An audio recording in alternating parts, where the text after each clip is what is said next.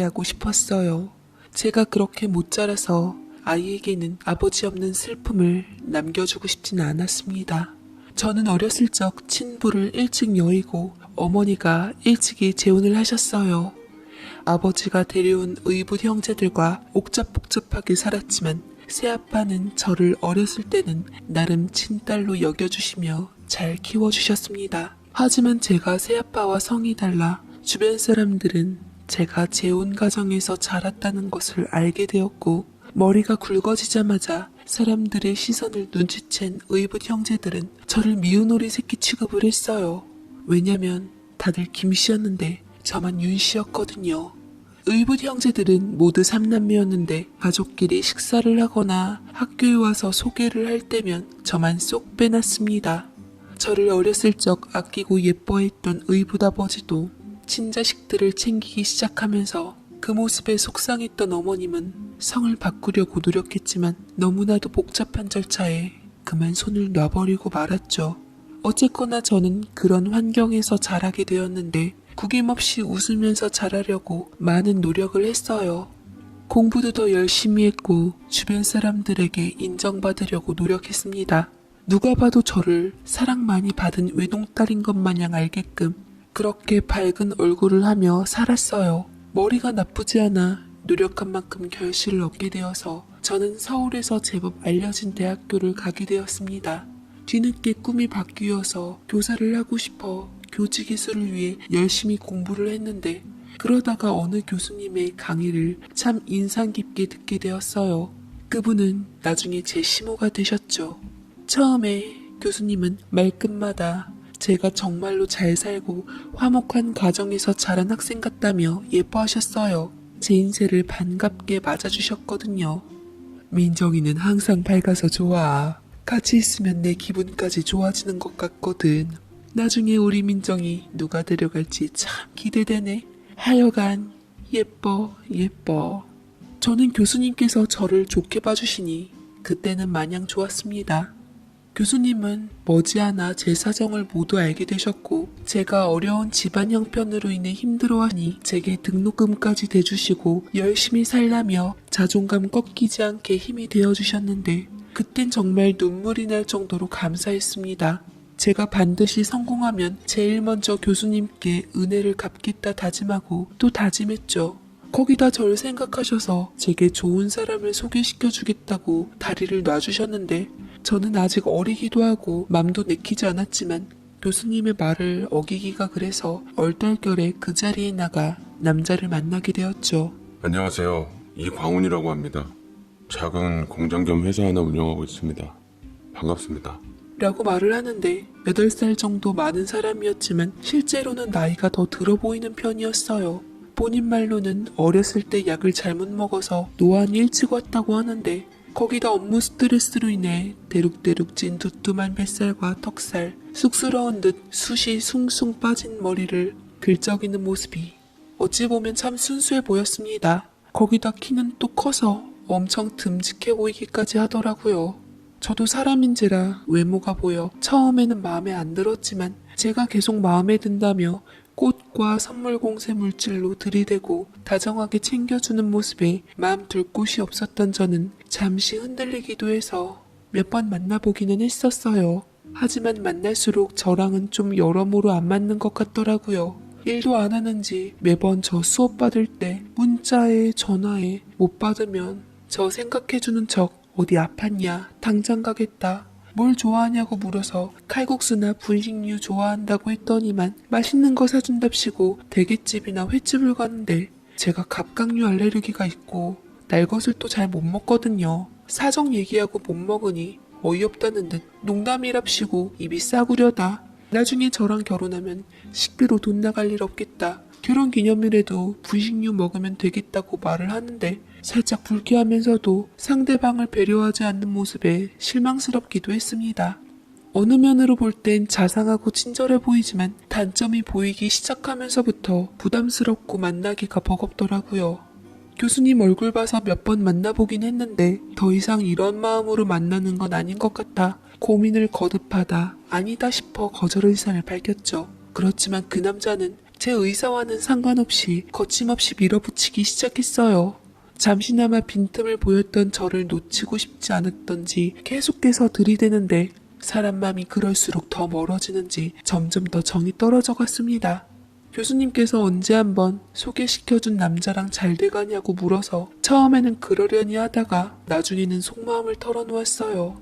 교수님은 제 말을 듣고 심각한 얼굴로 사실은 그 친구는 아는 지인분 아들이라고 집안도 좋고 돈도 잘 벌고 외모 하나 빠지는 것 외에는 크게 부족할 것 없다 말씀하셨지만 저는 마음이 안 간다는 이유로 불편하다는 입장을 밝혔습니다.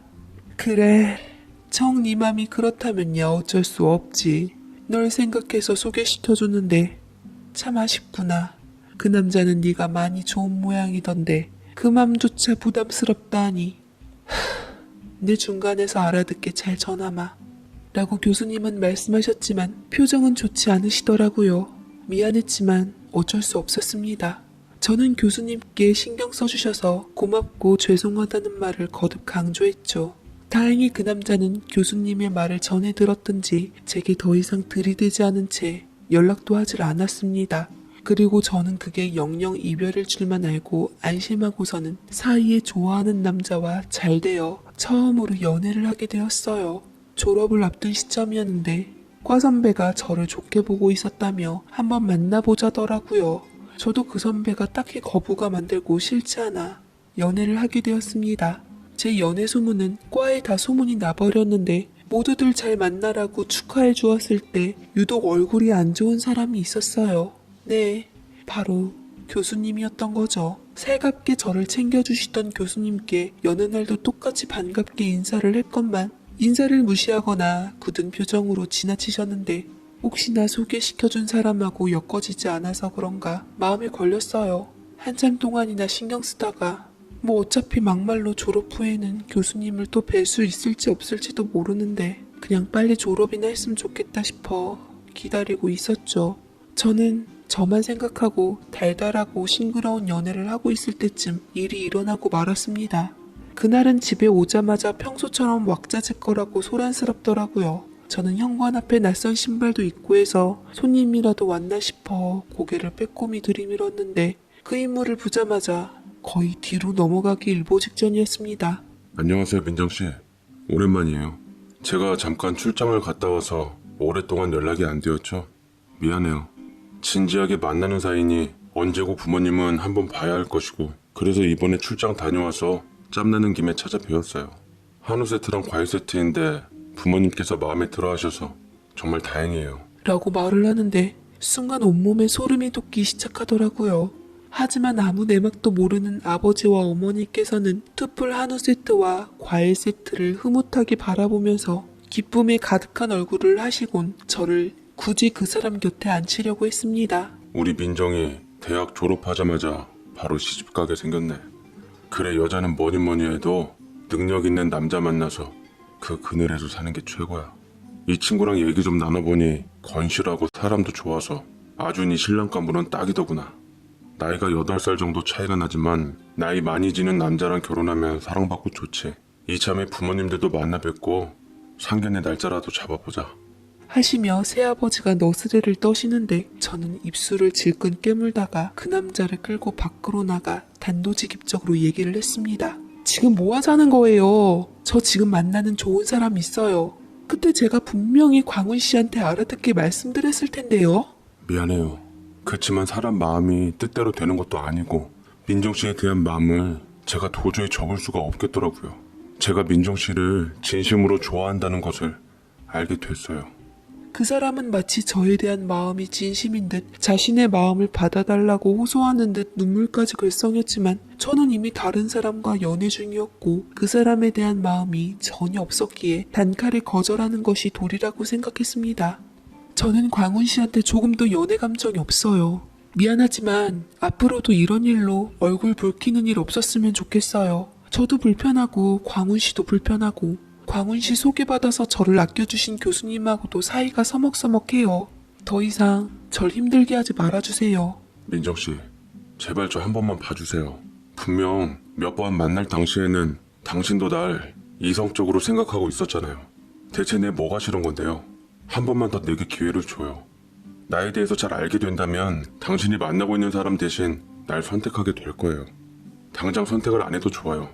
그냥 그 사람하고 헤어질 때까지 제가 기다릴 수도 있으니까 나한테 다시 돌아와주면 안 되겠어요? 돌아오다니요. 전 애시당초 광훈 씨하고 함께한 적이 없었는데 뭘 돌아오라는 거죠? 예의상 친절로서 착각하게 해드렸음 죄송하네요. 하지만 전 광훈 씨 추후에도 만날 일은 없을 것 같아요. 조금이라도 절 생각해 주신다면 다신 절 찾아오지 말아주세요.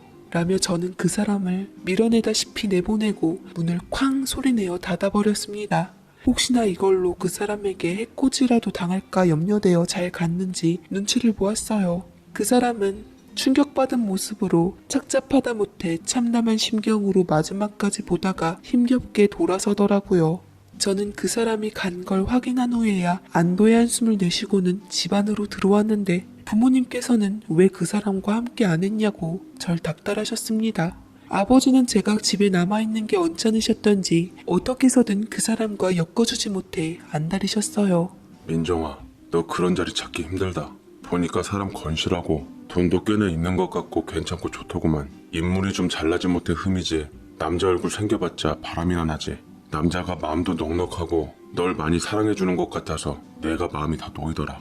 그 사람과 좀 만나보고 연애하다가 좋으면 결혼하고 그러면 얼마나 좋겠냐. 라고 저를 끝까지 부추기시는데 도저히 참을 수 없었던 저는 사실 저 만나는 사람 있다고 그 사람과 좋은 관계 유지하고 있다고 말하고서 말을 자른 뒤 방으로 들어갔습니다. 그 일이 있은 뒤 다신 그 사람을 볼 일이 없다고 생각했는데 그 이후로도 그 사람은 끈질기게 제 주위를 맴돌았어요. 하는 일도 없었던지 저만 졸졸 쫓아다녔는데 제게 뭐라 하는 건 아니었지만 항상 그 사람의 시선이 어디서든 지켜보고 있다는 게 좀 무섭더라고요. 그렇다고 그 사람이 제게 뭐라고 어떻게 한 건 아닌지라 또 경찰에 신고할 수도 없었습니다. 가는 곳마다 제 주변을 맴돌던 그에게 그만 좀 하라고 소리치고 벗어나려고 애썼지만 그 사람은 미안하다고만 하고 저를 너무 좋아해서 그렇다며 제발 아무것도 안 할 테니 멀리서나마 보기만 해달라고 자기는 제가 뭐라 해도 그럴 거라 하니 정말 미치겠더라고요.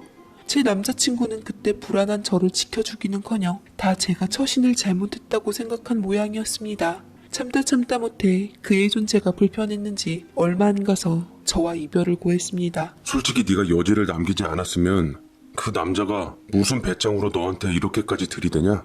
아무래도 내가 널 감당하기엔 그릇이 못 되는 것 같아. 너에 대한 마음이 이것밖에 안 돼서 미안하고 부디 좋은 사람 만나서 잘 됐으면 좋겠다. 라고 하는데 이미 저에 대한 마음이 떠난 그는 다른 여자와의 환승연애를 할 요량인 것 같았죠. 그것도 저희과 같은 동기로 말이죠. 저는 짧은 연애 이별 후 졸업을 했고 교직이슬을 한 터라 몇 년간 임용고시에 돌입했습니다. 허나 임용고시라는 게 쉬운 일이 아니더라고요. 몇 년간 고배를 마시다 점점 합격선에서 멀어지기 시작했습니다. 어쩔 수 없이 꾸역꾸역 아르바이트 해가며 공부를 병행하였던 건데 쉽지 않았던 저는 임용고시를 포기하고 말았고 취업 준비를 하게 되었습니다. 광훈 씨는 제 첫 남자친구와 헤어지자마자 자연스럽게 제 눈에 보이지 않더라고요. 제가 연애한 꼴을 보니 오히려 떨어져 나간 것 같았습니다. 다행이다 싶었어요. 화가 복이 되었다고 당시 좋아하는 사람을 잃긴 했지만 거슬리던 사람도 한꺼번에 치웠다고 생각한 저는 도서관에 가서 취업 공부에 매진했지만 그것도 쉽지 않더라고요. 그 이후로도 몇 년간 아르바이트하며 자신만만하게 젊음의 패기로서 도전했건만 원하는 기업에 취업도 잘 안되고 토익 성적은 이미 만료가 된 데다가 중소기업에선 원하는 직책과 연봉이 안 맞아 계속 미뤘는데 또 막상 아쉬워서 가보니 중소기업 취업문도 좁거나 취업의 대도 텃세에 휩쓸려 몇 달 못 견디고 나왔습니다. 취업 공부가 길어지자 제 직업은 아르바이트생이 되었고 악순환을 끊지 못하고 있을 때 그때 잠시 서먹해졌던 대학 때 절 예뻐하시던 교수님과 연락이 닿게 되었습니다. 우연찮은 기회에 제가 생각나셨다며 먼저 연락을 해오셨는데 저는 카페 일을 하다가 반갑기도 하고 좋은 마음으로 연락을 받아들였어요. 마침 제가 일하는 카페에 오신다길래 한참 주문을 받다가 좀 한가해진 시간에 뵙게 되었죠. 교수님은 전보다 좋은 모습으로 절 반갑게 맞아주셨습니다. 민정이 오랜만이다. 잘 지냈지? 졸업할 때 내가 제대로 챙겨주지도 못하고 미안하다. 나도 어른답지 못하게 속이 좁아서는 개인적인 일로 아끼는 제자인 너를 멀리하고 말았어. 너 졸업하고서도 너 생각이 많이 나더라. 그래서 문득 연락 한번 해봤다. 라며 말씀하시는데 빈말이라도 참 감사하더라고요. 저는 괜찮다며 다 저를 위해서 그런 건 줄 안다며 마음을 헤아려 드리니 교수님께서는 끄덕이시며 고맙다 하셨습니다. 손님이 꽤 오랫동안 없어 교수님과 이런저런 살던 얘기하다가 취업 얘기가 나왔는데 교수님은 취업에 대한 제 고민을 들으시더니 잠시 생각하다가 제게 연락처를 주시더라고요. 여기 한번 가보도록 해. 틀림없이 너같이 좋은 인재를 알아보는 곳일 거다. 내가 미리 다 연락해 놓을 테니까 나 믿고 한번 찾아가봐. 내가 여태 너한테 참 미안해서 그렇다. 아니에요, 교수님. 교수님께 패기치고 싶지 않아요. 저도 뭐 잘한 것도 아니고요. 그냥 제 능력으로 알아서 해볼게요. 저 나이 아직 젊은데 열심히 하면 언젠가 되겠죠. 요즘 취업문이 생각보다 많이 좁다고 하더라. 그것도 인문계과면 더 힘들지. 솔직히 말하면 여기 대표가 사실 내 아들이거든. 마침 좋은 인재를 구하려고 한다는데 이쪽도 생각보다 사람 구하는 게 쉽지 않다고 하더라. 보증수표로 내가 널 추천해주면 쉽게 취업이 가능할 거야. 일단 여기라도 취업하고 경력 좀 쌓은 후 나중에 눈높이에 맞는 기업 찾아가도 좋을 것 같다. 라고 말씀을 하시는데 저는 교수님의 배려에 몇 번이나 감사하다고 저를 생각해 주시는 마음에 울컥해서 눈물까지 글썽이게 되었습니다. 다신 교수님의 다정함에 기댈 수 없다고 생각했는데 제게 선심을 써주시다니 이 인연을 잃지 않고 싶다는 생각이 들었어요. 저는 이력서를 가지고 먼저 교수님께서 소개시켜 주신 기업을 갔습니다. 회사는 작은 건물이었지만 든든해 보였고 사무실은 깔끔한 편이었어요. 중소기업이지만 취업문이 절실했던 저는 차은 밥 더운 밥 가리지 않을 기세로 조심스럽게 문을 두드렸습니다. 면접 보러 왔다고 하니 대표님께서 기다리고 계신다며 저를 직접 면접을 보시겠다고 하는데 감기무량하기도 하고 교수님 아드님이 어떤 사람일지 궁금하기도 했네요. 설레는 마음으로 문을 열었는데 그런데 윤민정 씨 안녕하세요. 기다리고 있었어요. 라고 말씀을 하시는 대표님은 생각보다 많이 젊으신 분이시더라고요. 대표 직함에는 이준식이라고 적혀 있었습니다. 웃는 치아가 가지런하고 멋지신 분이셨어요. 처음 봤음에도 불구하고 근데 느낌이 어딘가 많이 낯이 익은 모습이기도 했죠. 얼굴이 호남형의 모습이었는데 교수님이 미인이라 아드님도 미인이려니 싶었지만 둘이 그닥 닮아 보이지는 않았습니다. 저는 황송해하며 어색한 모습으로 소파에 앉았는데 비서가 차를 내오는 사이 대표님이 쭉 이력서를 읽으시더라고요. 참 열심히 사셨네요. 어머니께서 특별히 아끼시는 제자라고 들었는데 어머니 말씀대로 이미지도 너무 좋으시고 성실하신 것 같습니다. 앞으로 저희 회사에 기대되는 인재가 되어주시길 바랍니다. 하며 저와 악수를 청하시고는 비서에게 시켜 미리 만들어 놓은 제자리로 저를 안내해 주었습니다. 환영한다는 뜻으로 자리에 예쁜 꽃병에다 꽃도 꽂아 놓아 주셨는데 향기에 기분 좋아지더라고요. 저는 다음날부터 출근을 하게 되었고 업무도 차근차근 직원들에게 배우며 능력을 쌓아가고자 했습니다. 다른 직원들은 제게 대체적으로 호의적이고 친절했지만 몇몇 직원은 제가 낙하산인 게 불만인 듯 흘끗 쳐다보거나 뒷담화를 하는 듯 했어요. 출근한 지 며칠 안 돼서 사람들의 시선들이 제각각이니 마음이 불편하기도 했지만 더 열심히 일하면서 이겨내기로 결심했습니다. 그리고 제가 일한 지 한 달 정도 되었을 때 회식 자리를 갖게 되었죠. 회사 앞 고깃집이었는데 대표님도 참석하는 자리였습니다. 키도 훤칠하고 당당한 모습의 대표님이 나타나니 여직원들은 황홀한 눈빛으로 보았고 남직원들은 존경의 눈빛으로 보더라고요. 대표님의 간단한 말씀이 끝나고 무섭게 술잔치가 거하게 벌어졌습니다. 자리를 마련해 앉은 사람끼리 도란도란 얘기하는데 어느 한 남직원이 헛기침을 하며 은근히 묻더라고요. 저기 윤민정 씨는 대표님이랑 어떤 관계세요? 너무 어이없는 질문이라 웃으며 답했죠. 대표님이랑 아무 관계 아니에요. 저는 교수님 추천으로 회사에 입사하게 되었네요. 그래요? 들리는 소문은 그게 아니던데. 어디서 나온 말인지 모르겠지만 대표님이랑 만나는 사이라고 말도 들리고 결혼할 뻔한 관계였다는 말도 들리고 그렇더라고요. 그새 회사에 별의별 소문이 돌았는지 없는 말도 지어내 귓가에까지 들려오니 기가 막힐 지경이더라고요. 그런 거 절대 아니에요. 저 대표님 전에 어떤 분인지 몰랐고 이번 회사에 오면서 처음 알게 되었어요. 왜 자꾸 그런 소문이 나는지 모르겠네요. 왜냐면 우리 회사가 인맥으로 사람을 뽑는 회사는 아니었거든요. 아무리 대표님 부모님이나 친인척분들이 낙하산으로 들이밀어도 자리 한번 안내주시는 분이셨어요. 그런데 민정씨한테 턱하니 자리를 내보내주니 대표님과 무슨 관계가 있나 궁금했던 것뿐이에요. 저는 그 자리에서 아니라고 말을 하려다가 갑자기 나타난 대표님에게 가로막혀 난감한 상황으로 몰리고 말았습니다. 대표님은 제 대변인인 양 제 편을 들어주셨습니다. 윤민정 씨는 제가 추천을 받고 스카웃해온 인재입니다. 앞으로 업무 성과로서 가치를 증명해낼 테니 같은 팀원으로서 응원해주고 옆에서 잘 도와주세요. 작은 회사이니만큼 갖가지 소문이 나돌았지만 포기하지 않게 이를 악물고 대표님의 부응에 맞게 저를 추천해주신 교수님 뜻에 걸맞게 최선을 다해 일했습니다. 꼬투리 잡힐 일을 해서 별스런 소리도 듣고 싶지 않았고 저를 믿어준 사람들에게 패도 끼치고 싶지 않았습니다. 처음엔 열정으로만 업무를 보다가 이리 치이고 저리 치이고 윗상사들에게 정신 못 차리냐고 낙하산 티를 그렇게 내고 싶냐고 혼쭐이 났지만 꾸준히 페이스를 잃지 않고 열심히 하며 점차 업무에 적응되어 가니 낙하산 소리도 쏙 들어가더라고요. 매일 혼자 퇴근이 늦어져 나머지 업무를 하고 있을 때쯤 대표님께서 뭔가 잊고 가셨던지 회사에 들어오셨다가 저와 맞닥뜨리는 일이 생겼습니다. 대표님은 제가 야근하고 있다는 것을 아셨던지 근처에서 도시락이랑 커피까지 사오셨더라고요. 너무 늦었는데 무섭지도 않아요? 벌써 9시가 넘어가는데 언제까지 일만 할 거예요? 금강산도 식후경이라는데 저녁도 못 먹었죠?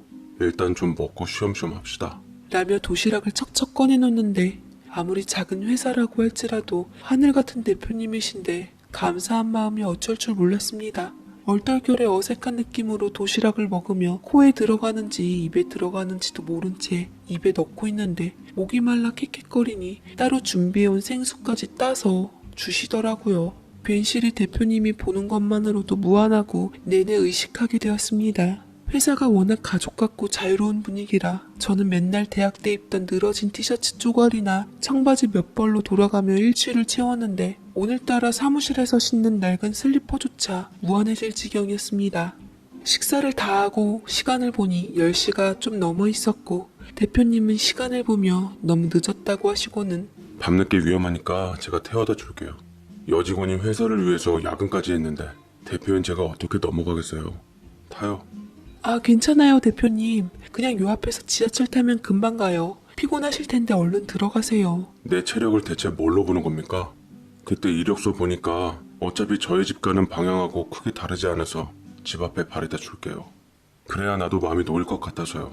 괜히 야밤에 퇴근했다가 민정 씨한테 무슨 일이라도 생기면 피보는 건 접니다. 라고 말씀하시는데 결국 저는 알겠다며 호의를 받아들이기로 했습니다. 가는 동안 대표님이랑 이런저런 얘기를 하게 되었어요. 특히 대표님은 제가 궁금해하지도 않는 이야기를 선수쳐서 하기 시작하시더라고요.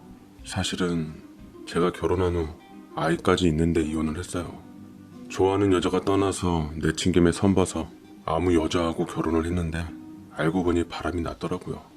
결국 1년 만에 파토를 맞고 말았죠. 애는 전처가 키우고 있고 매달 양육비를 보내주고 있는데 애만 불쌍하죠 뭐. 라고 자신의 상처를 보이기 시작했는데 처음엔 왜 이런 얘기를 일개 직원인 내기 하나 당황스러웠지만 그냥 좋고 편하게 생각하기로 했습니다. 그런데 의외였던 것은 이 이후로 대표님과 급격하게 가까워지기 시작했다는 거예요. 제가 야근을 할 때마다 대표님은 종종 도시락을 싸와 저녁을 같이 먹은 후 저희 집까지 바래다 주셨고 그 시간들이 제게도 가랑비에 옷 젖듯 점차 익숙해지기 시작했습니다. 저희는 남녀로서 이성적인 감정이 끌려 만남을 갖게 되었고 연애 기간을 거쳐 얼마 안 가 결혼 얘기가 오가기 시작했습니다.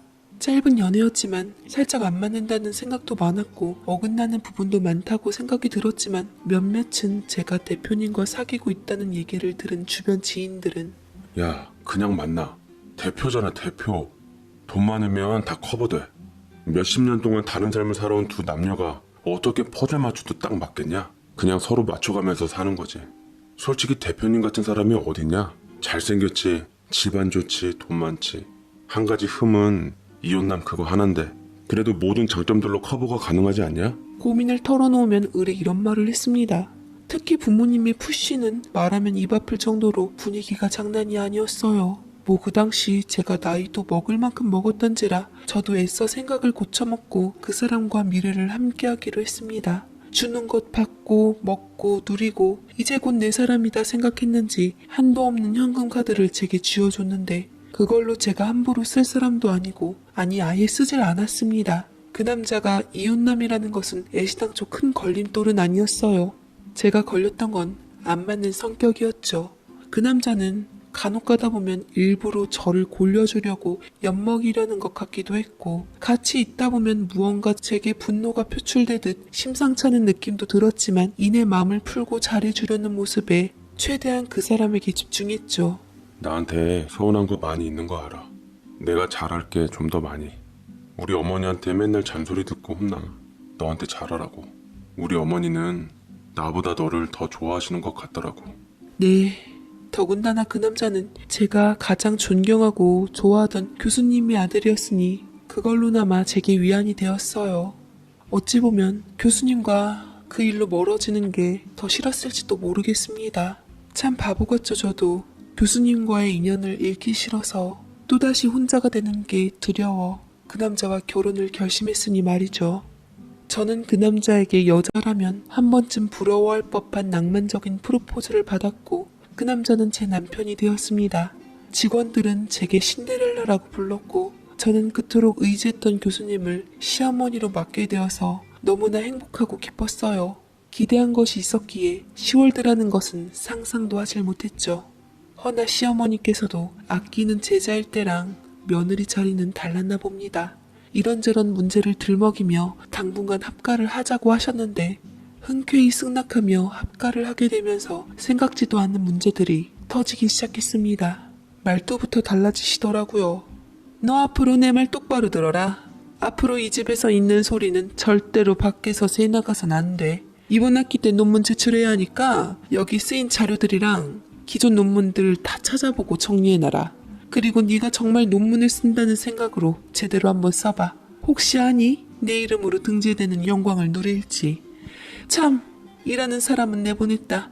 안 살림은 마땅히 며느리가 해야 하니 남편 내조에 힘쓰고 있는 집에 시집왔다고 해서 절대로 편한 마음으로 누릴 생각은 하지 말거라. 네 책임은 우리 아들 애 낳아주고 받은 생활비로 생활을 잘 꾸려나가는 일이야. 항상 올 말에 가계부 검사 받고 새 나가는 돈이 없어야 할 것이다.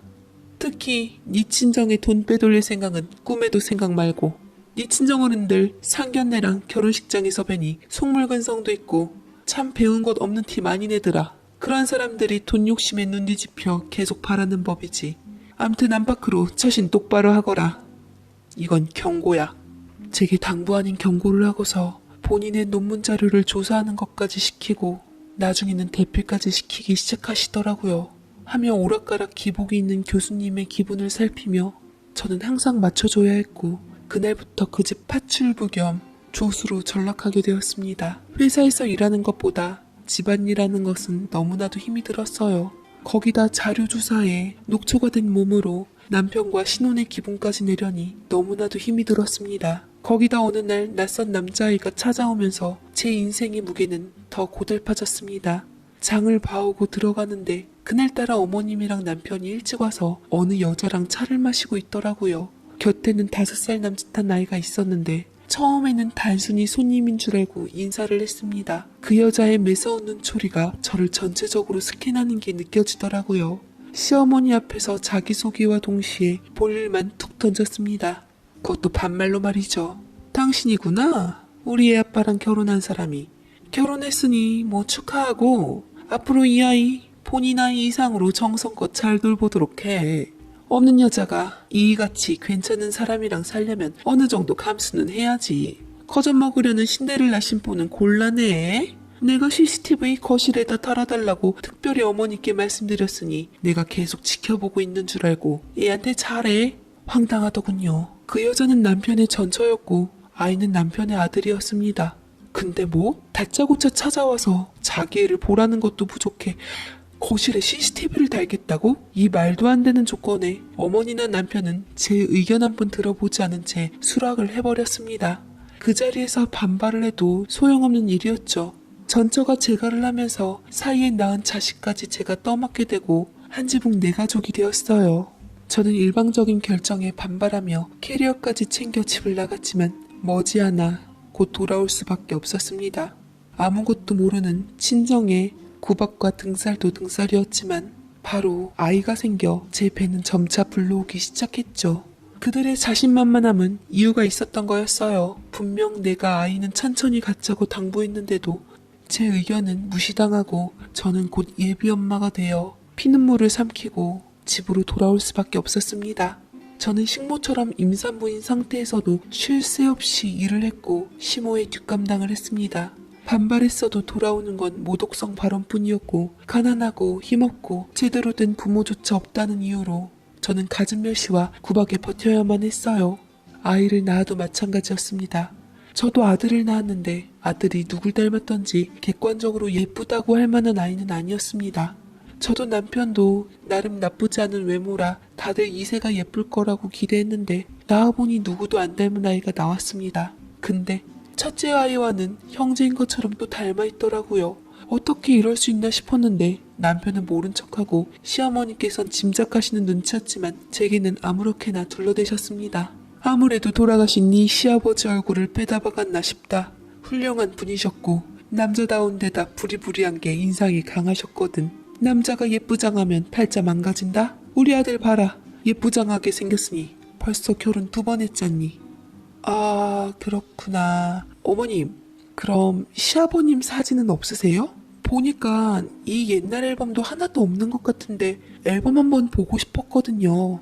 이사 올 때 몽땅 잃어버려. 안타깝게도 우리 준식이 사진은 남아있질 않구나. 뭐 그게 중요하니? 그 얼굴이 그 얼굴이지. 우리도 그것 때문에 가슴 아프니까 더 이상 입에 안 올렸으면 좋겠구나. 라며 앨범이나 남편의 과거 사진을 들추는 것을 애시당초 봉쇄를 해버렸습니다.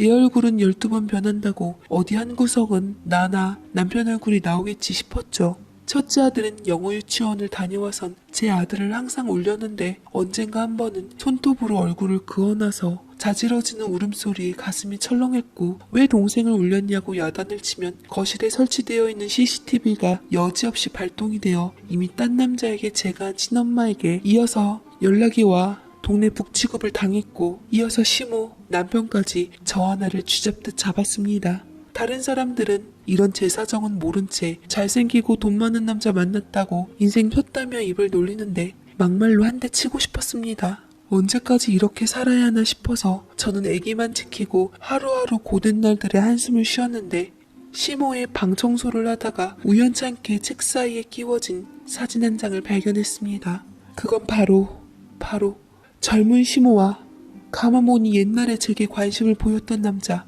광훈 씨와 단둘이 찍은 사진이 아니겠어요? 뒤에는 우리 아들 광훈이와 함께 대학 졸업식에서 라는 글과 날짜가 적혀 있었는데 순간 헉하더라고요. 아들? 아들이라니? 분명 시모에게는 지금 제 남편 이준식이 외아들이라고 했거든요. 근데 우리 아들 광훈이라니요. 이해가 잘 되질 않았는데 순간 쎄한 느낌이 들면서 유치원에서 돌아온 큰아이와 제 아이를 보며 저는 또 한 번 식은땀을 흘렸습니다. 누굴 닮았나 했더니 턱이 커다래지고선 널쩍한 광대나 코평수 크고 눈은 째진 것이 바로 사진 속 광훈 씨와 얼굴이 붕어빵이더라고요. 머리가 띵했습니다. 설마 현재 남편 얼굴이랑 광훈 씨 얼굴이랑 유목조목 잘 비교해보니 물론 완전 다른 사람이긴 하지만 이리저리 또 매칭해보니 묘하게 같은 사람 같은 느낌이 들기도 했습니다. 뒤져보니 흔적들이 슬슬 나오기 시작하더라고요. 굳게 닫힌 서랍문을 망치로 깨부수며 억지로 열어젖혔습니다. 그 안에 모든 증거들이 담겨 있었죠. 지금은 이준식으로 개명했지만 당시 이광훈이라는 이니셜과 이름들이 속속들이 나왔습니다. 애초부터 시어머니께선 광훈 씨가 자신의 아들이라는 것을 숨기고 지인의 아들이라고 거짓말을 한 채 소개를 했던 것이고 이번에는 성령을 하고 개명을 해서 완전히 다른 사람으로 바뀐 준식 씨를 제게 아들이랍시고 취업을 빌미로 소개를 했던 것이죠. 보니까 나이도 속였더라고요. 분명 저랑 8살 차이가 난다고 했는데 실제로는 14살 차이였습니다. 신분증도 하나는 대회용으로 맞춰놨더라고요. 왜 제게 이렇게 자신의 아들을 소개시켜주지 못해 안달이었을까 생각과 동시에 등줄기가 쎄해져 충격에 몸이 부들부들 떨렸습니다.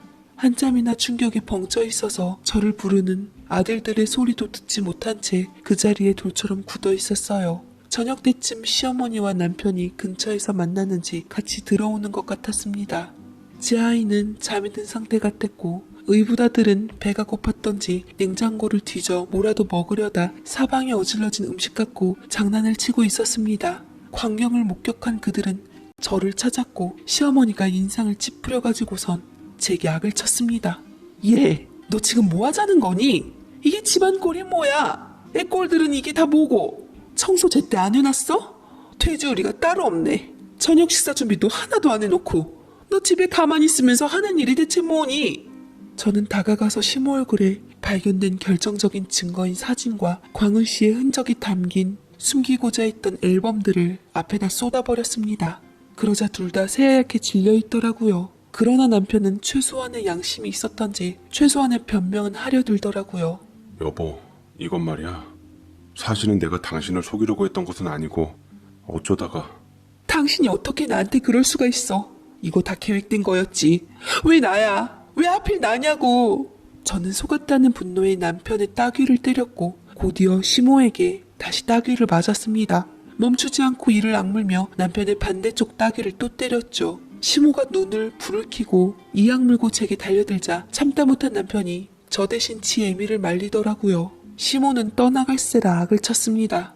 이거 놓지 못해? 이 등신아, 내가 쟤한테 어떻게 했는데 저 물건이 감히 내 앞에서 네 따귀를 갈겨? 그렇게 안 봤더니만 아주 보자 하니 이렇게 경우가 없는 애인 줄 몰랐다. 집안 별 볼 일 없었지만 애 하나 만만한 것 같아 은혜를 베풀어줘서 며느리로 삼아줬더니 언감생심 주제 파악도 못하고 날뛰어? 어머니 그만하세요. 제가 잘못한 건 맞잖아요. 그러니까 처음부터 솔직하게 다 얘기했으면 좋았잖아요. 이게 뭡니까 대체? 결국 어머니 구미에 맞는 며느리 드리고 싶어서 만만한 민정이를 며느리로 맞은 거 아니냐고요. 사회성이 떨어지는 저 미국에 가서 학벌 세탁에 성형 강요에 어머니 저 창피해 하셨단 거 알아요. 그래서 민정이한테 소개했을 때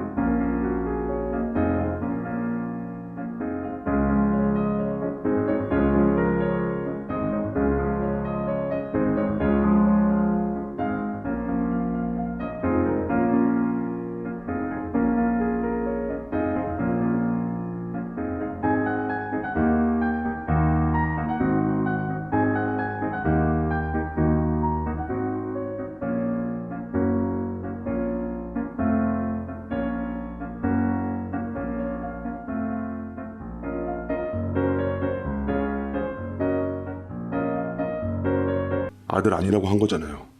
처음엔 나이 많고 못생긴 공황장애 있는 아들 자꾸 맞선에 퇴짜 맞으니 어떻게 해서든 장가 보내려고 민정이 소개시킨 거였고, 두 번째는 이혼남 된 전처 애 키워주고 어머니 수발 들어줄 만만한 며느리 찾다가 또 민정이 제게 들이민 거 아니었어요? 동남아 국제결혼 혼처보다 민정이가 더 만만한 자리라고 안 그러셨나요? 파출부 해주고 엄마 하늘같이 잘 모시고 애 낳아주고 어머니 그런 며느리 원하셨잖아요. 어머니가 설계해놓은 인생 이제 살기도 버거워요. 저 좀 내버려 두시고 민정이 데리고도 이제 그만 연극하세요. 뭐야? 광훈이 너 감히 애미한테 그게 무슨 소리야? 너도 좋다고 나와 같이 민정이 네 아내로 맞았으면서 이제 와서 애미한테 덤탱이를 씌워? 라고 아들한테 몰아붙이던 시모는 눈이 뒤집혀져서 아들을 밀치고는 제 머리채를 잡고 흔들었습니다. 너 내 아들에게 무슨 말을 어떻게 한 거야? 어떻게 말 잘 듣는 내 아들이 내 말이라면 꿈뻑 죽는 신용이라도 하는 내 아들이 감히 내 앞에서 눈 똑바로 뜨고 대드는 거냐고. 네가 시켰냐? 하라는 집안일이나 제때 해놓고 애나 잘 돌보면 될 것을 우리 가정에 불화를 일으켜? 우리 모자 사이를 이간질해? 네가 바람핀 첫째 며느리보다 더 나빠. 아주 오늘 네 제삿날이다 이거 사.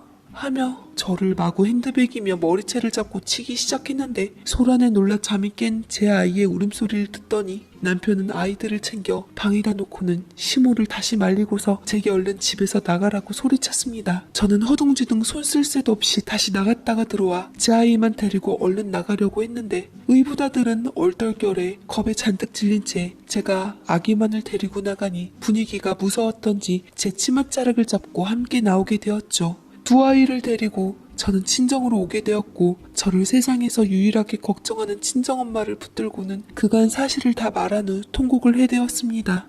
새아버지는 세상에 별일 다 있다며 배운 사람들이 그럴 리 없다고, 그게 사실 맞다고 해도 저더러 팔자 사납다고 그것마저 제 탓을 하는데 친정엄마의 이성일은 거침없는 고함에 입을 다물고서는 조용히 눈치를 보며 경찰에 신고를 했죠. 저는 남편과 시모한테 사기 결혼과 논문 짜깁기 조작, 후드려 팬 걸로 고소를 했습니다. 시모는 억울하다며 아그락을 쳤고 남편은 올게 왔다는 듯 허한 웃음만 지은 채 순순히 따라가더라고요. 저는 사기 결혼 소송으로 혼인 취하의 법원 결과를 받게 되었고 저를 기만한 남편과 시모에게 정신적인 위자료와 아이의 양육권을 받게 되었습니다.